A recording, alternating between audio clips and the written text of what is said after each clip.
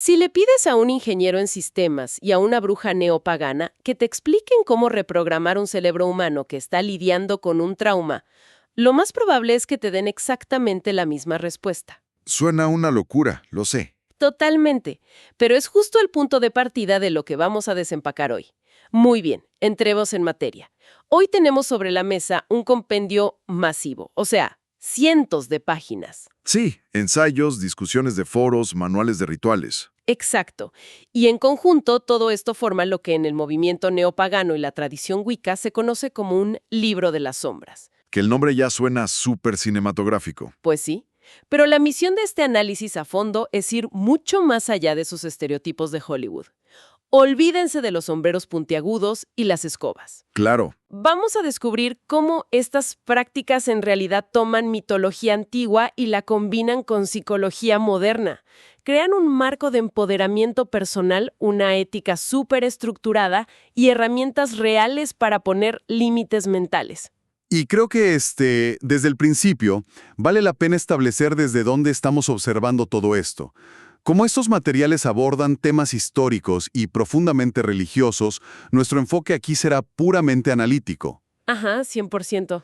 Lo digo porque incluso vemos que incluyen refutaciones directas a folletos de organizaciones cristianas y posturas sobre conflictos bélicos reales. Así que no estamos aquí para validar o invalidar las creencias de nadie ni para tomar partido. Definitivamente. La intención es observar, reportar y desglosar las ideas, las filosofías y, sobre todo, la psicología que sostiene estos documentos originales, porque es verdaderamente compleja. Es que la idea es que sin importar las creencias espirituales de quienes nos escuchan, este compendio ofrece herramientas genuinamente sorprendentes.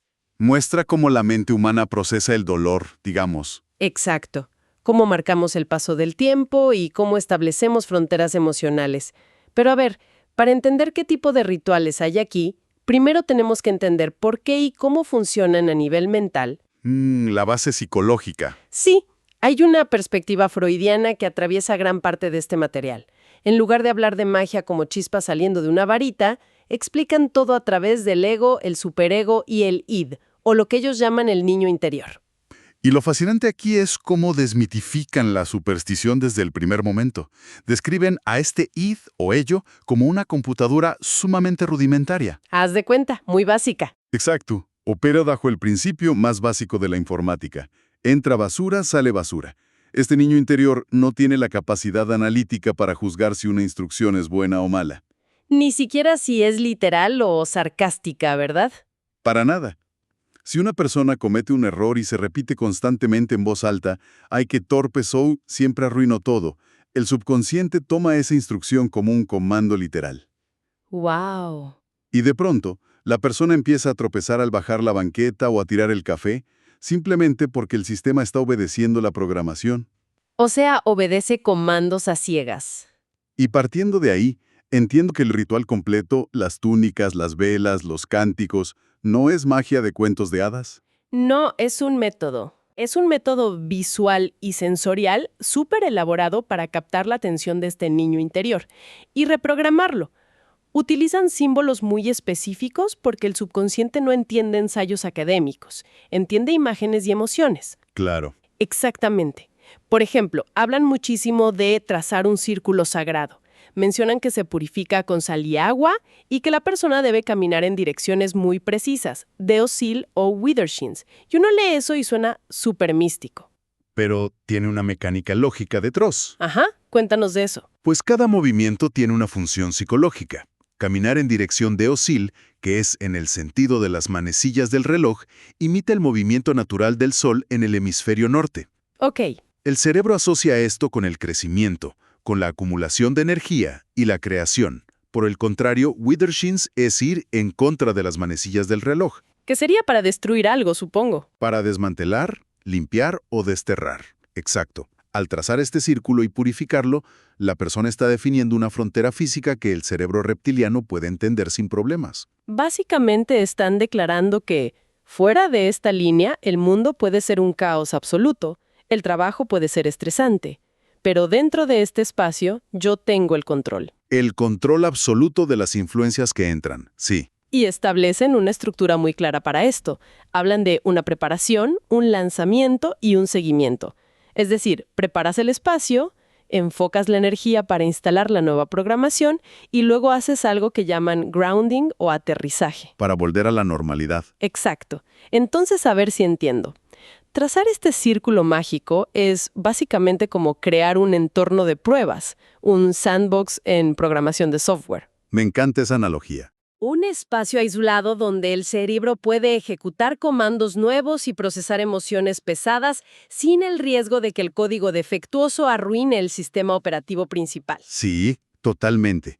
Y si seguimos con esa idea del sandbox, lo que pasa es que alteras la conciencia de manera temporal y sobre todo segura. Claro, sin quedarte ahí atorado. Le estás diciendo al sistema operativo, atención, estamos entrando en modo de mantenimiento, vamos a trabajar con archivos delicados.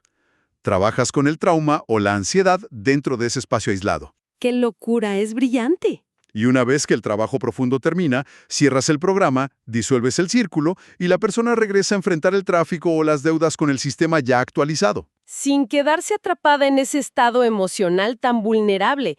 Imagínense la utilidad de esto hoy en día. Para alguien que nos escucha y va manejando al trabajo, a punto de entrar a una oficina tóxica. El pan de cada día. Pues sí. ¿Cómo se vería este círculo? Quizás es apagar el radio y el celular en el auto durante 5 minutos en el estacionamiento, respirar y declarar que ese habitáculo es una zona libre de influencias. Es la misma tecnología mental adaptada. Exacto. Ahora, ya que tenemos este espacio seguro, el siguiente gran tema en estos documentos no es el cómo, sino el cuándo. Porque el tiempo para ellos no es una línea recta que va del pasado al futuro. Es cíclico. Es cíclico, lo que llaman la rueda del año. Y aquí es donde se meten en un debate histórico bastante intenso sobre Samhain, lo que hoy comercialmente conocemos como Halloween. Y este es un punto de inflexión padrísimo en los textos. Hay un esfuerzo muy grande por refutar desinformación que circulaba en ciertos panfletos religiosos de la época. Ajá, que decían cosas rarísimas. Sí, afirmaban que Samhain era el nombre de un dios de la muerte celta o un demonio oscuro, pero la documentación que estamos analizando aclara la lingüística y la historia detrás de esto. Samhain no era una deidad en absoluto. Para nada, la palabra simplemente se traduce como el fin del verano. Y hay que entender la geografía de esto para darle sentido. Los antiguos celtas eran principalmente pastores en climas fríos. No agricultores tradicionales, con grandes graneros. Exacto. Claro, era una cuestión de supervivencia, pura y dura. El fin del verano significaba que el clima estaba a punto de volverse letal. Tenían que actuar rápido. Tenían que bajar el ganado de las colinas para refugiarse antes de que las heladas los mataran a todos. Era un cambio radical y aterrorizante en la estructura de sus vidas. Y en este punto de transición tan extremo, creían que el velo entre los mundos se volvía más delgado. Permitiendo que las hadas y los espíritus vagaran libremente buscando calor o causando problemas. Y de ahí viene la tradición súper pragmática de dejar ofrendas de comida en la puerta. El origen del dulce o truco. Ajá, o de tallar caras aterradoras en nabos para ahuyentar a las presencias no deseadas. Y lo que nos muestra esto, a un nivel más profundo, es una necesidad biológica y psicológica de sincronizar la vida humana con los ciclos naturales. Totalmente. Y esto es todavía más evidente cuando revisamos cómo describen los solsticios. Hay una narrativa constante en estos textos sobre una batalla estacional entre el rey del roble y el rey del acebo. Ah, claro, el rey del roble que representa la luz, el crecimiento y el verano. Y el rey del acebo que representa la oscuridad, la introspección y el invierno. Y aquí hay una observación histórica sobre el sincretismo religioso que es simplemente brillante. Espera, sí, la parte sobre la Iglesia Católica me dejó fascinada.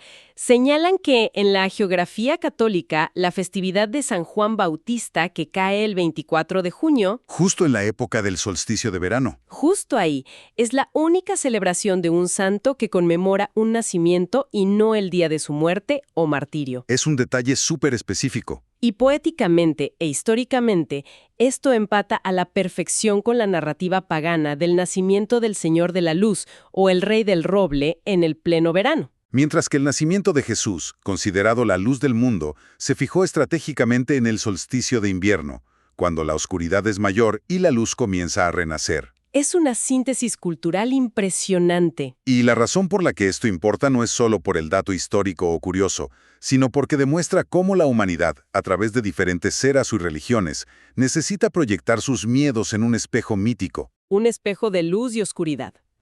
Procesar la inminente llegada de un invierno de 6 meses o celebrar la abundancia del verano requiere una historia compartida que el cerebro pueda asimilar colectivamente. Para no volverse loco por la incertidumbre del clima, básicamente. Exacto. Pero a ver, aquí te va mi duda.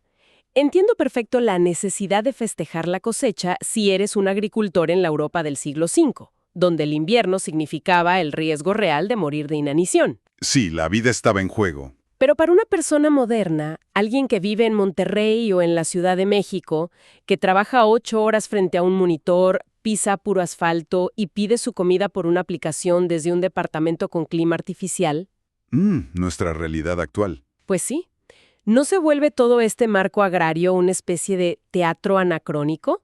O sea, ¿cómo sobrevive este calendario estacional en el mundo de hoy? Pues mira, esa es exactamente la crisis existencial que enfrentan los practicantes modernos y los textos lo abordan de frente, no lo esconden.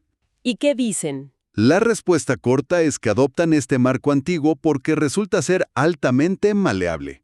Hoy en día, el invierno ya no significa necesariamente que tus cosechas se congelen y te mueras de hambre. Afortunadamente. Pero el cuerpo humano sigue resintiendo la falta de luz solar. Seguimos enfrentando la depresión estacional, el estrés crónico y el agotamiento, lo que hoy llamamos burnout. Claro, el cansancio mental es real. Adoptar un tiempo cíclico le permite a un oficinista moderno darse permiso de hibernar mentalmente, de bajar el ritmo sin sentir la culpa capitalista de no estar produciendo. ¡Wow!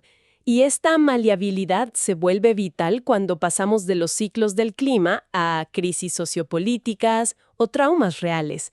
Porque si el sistema es tan adaptable que puede darle sentido a una vida de oficina, ¿qué pasa cuando la realidad te golpea de verdad? Ahí es donde entra la parte de la sanación. Porque aquí hay ensayos completos dedicados a qué hacer con el dolor profundo causado por otras personas.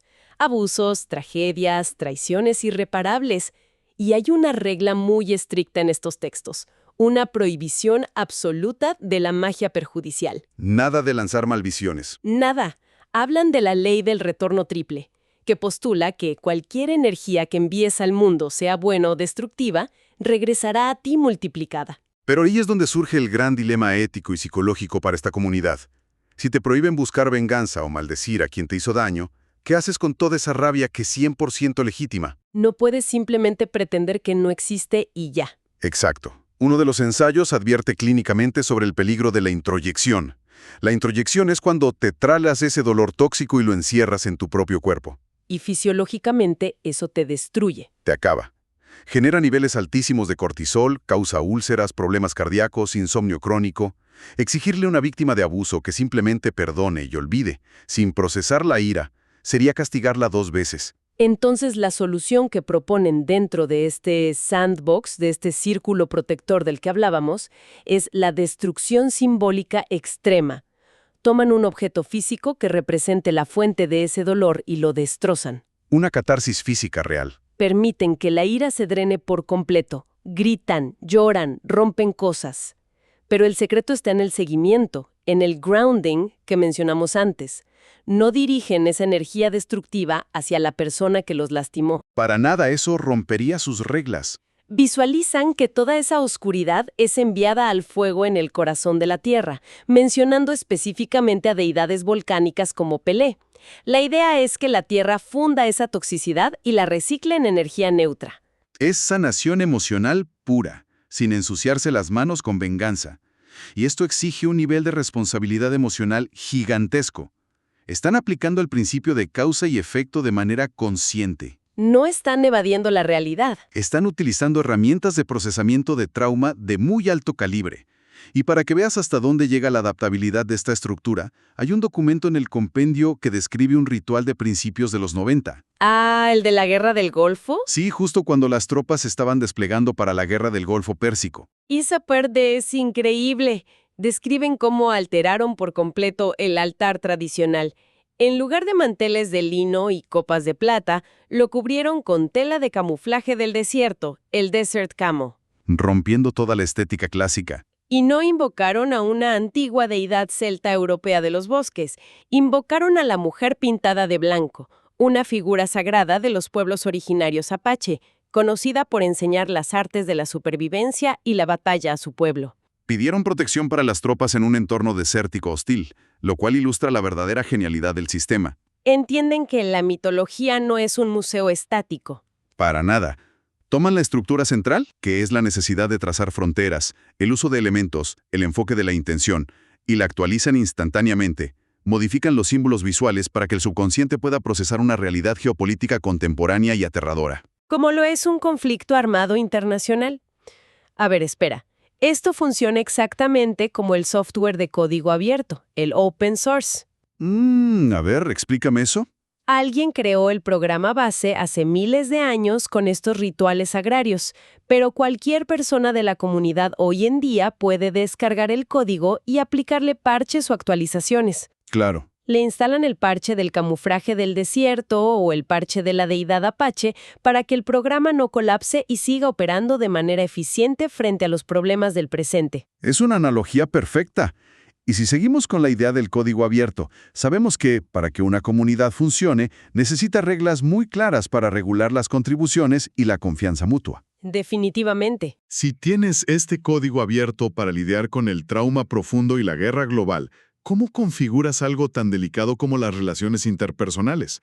Y la respuesta está en sus ritos de paso. Totalmente. Pasemos a cómo manejan el compromiso emocional. Hay una sección sobre las bodas, o el hand fasting, como le llaman. Detallan un rito matrimonial que me pareció de un igualitarismo radical. Muy adelantado a su tiempo. Para empezar, rechazan tajantemente la tradición histórica de entregar a la novia. El oficiante simplemente pregunta si ambas personas vienen por su propia voluntad. Dejando clarísimo que nadie es propiedad de nadie para ser transferido de un padre a un esposo. Y fíjate en los votos que hacen. No prometen obediencia, ni prometen fundirse en una sola identidad. Una de las frases clave es prometer un respeto absoluto a las creencias individuales del otro, afirmando textualmente, no buscaré cambiarte de ninguna manera. Es una declaración de soberanía personal dentro de una relación íntima. Y este énfasis en que la confianza no debe basarse en la coerción se manifiesta de una manera visualmente brutal en su ritual de iniciación. Para entrar a un grupo de práctica, lo que llaman un coven. Exactamente. El ritual de iniciación en exteriores parece sacado de una obra de teatro de altísima tensión. Imagínense esto, la persona candidata llega con los ojos vendados en medio de la noche. Ya desde ahí hay vulnerabilidad. Al llegar al borde del círculo sagrado, alguien la detiene abruptamente poniendo la punta de una espada en su pecho, desafiándola y preguntando, ¿quién responde por ti? Es súper intimidante. Y después de una serie de purificaciones y juramentos, hacen algo muy inusual. Miden a la persona de pies a cabeza con una cuerda. Toman físicamente la medida del iniciado. Y para entender el peso de esa acción, tenemos que ir a la historia, porque el compendio revela que esta práctica de la cuerda viene de los llamados tiempos de las hogueras. Durante las cacerías de brujas en Europa. Sí, en esa época, el líder del grupo conservaba esta cuerda con la medida exacta del iniciado como una especie de póliza de seguro, o más bien, de destrucción mutua asegurada. O sea, un chantaje literal. Básicamente, si esa persona decidía traicionar al grupo, acobardarse y delatarlos ante la Inquisición, la cuerda, que representaba su esencia física, podía usarse en su contra. Era un sistema mantenido unido por el terror puro a ser torturados y ejecutados. ¡Qué fuerte! Pero el giro contemporáneo que le dan es bellísimo. Hoy en día, el texto de la iniciación moderna dice que, como ya no viven escondiéndose bajo la amenaza de la horca o el fuego, esa dinámica tóxica tiene que terminar. Claro, ya no tiene sentido. Así que toman la cuerda, la misma que representaba una amenaza de muerte, y se la devuelven inmediatamente al iniciado en sus propias manos. Le dicen algo como, tómala, puedes guardarla o quemarla. Eres completamente libre de irte o quedarte. Ese pequeño acto físico encapsula toda la maduración de esta filosofía. Pasaron de ser grupos marginados y aterrorizados que usaban la coerción para sobrevivir a ser comunidades donde el único pegamento que los mantiene unidos es la elección libre y la confianza mutua. Para sintetizar toda esta exploración, lo que hemos encontrado al analizar este compendio no es, bajo ninguna circunstancia, un manual para lanzar hechizos de fantasía. Es una caja de herramientas psicológicas profundamente compleja. Es un calendario diseñado deliberadamente para sacar a la mente de la monotonía lineal y reconectarla con los ciclos de la Tierra. Y sobre todo es un sistema ético que prioriza el procesamiento emocional de la ira y el trauma, exigiendo una responsabilidad absoluta sobre las propias acciones y estableciendo una equidad inquebrantable en las relaciones humanas. Y la lección aquí, para quienes nos escuchan, va mucho más allá de si deciden celebrar un solsticio o no. En un mundo donde estamos crónicamente estresados, pegados a las pantallas, bombardeados por noticias catastróficas y sin límites claros entre el trabajo y el descanso, todos podríamos beneficiarnos de la intencionalidad brutal de estos textos. Sin duda. Imagínense el impacto de aprender a trazar círculos mentales que nadie pueda cruzar en nuestro día a día y de encontrar un espacio seguro donde podamos drenar la toxicidad sin lastimar a nadie, reprogramando a nuestro propio niño interior. Es una reflexión súper necesaria. Si consideramos que nuestras festividades y rutinas modernas se han vaciado de significado y que a veces incluso nuestras terapias convencionales carecen de ese cierre físico y simbólico que el cuerpo tanto necesita para soltar el dolor. Ajá. Valdría la pena preguntarnos qué tipo de rituales laicos, muy personales y modernos, podríamos inventar nosotros hoy para poner orden en nuestro propio subconsciente y darle un poco de sentido a la locura del mundo exterior. Qué gran pregunta para llevarnos a casa y masticarla. Porque al final del día, cuando no logramos entender por qué nos autosaboteamos o por qué estamos tan agotados, tal vez la solución no es buscar una píldora mágica. Tal vez es aprender a trazar una línea en la arena, aislar el problema y reescribir nuestro propio código. Me encanta. Ha sido un análisis verdaderamente fascinante. Nos encontramos en la próxima exploración profunda.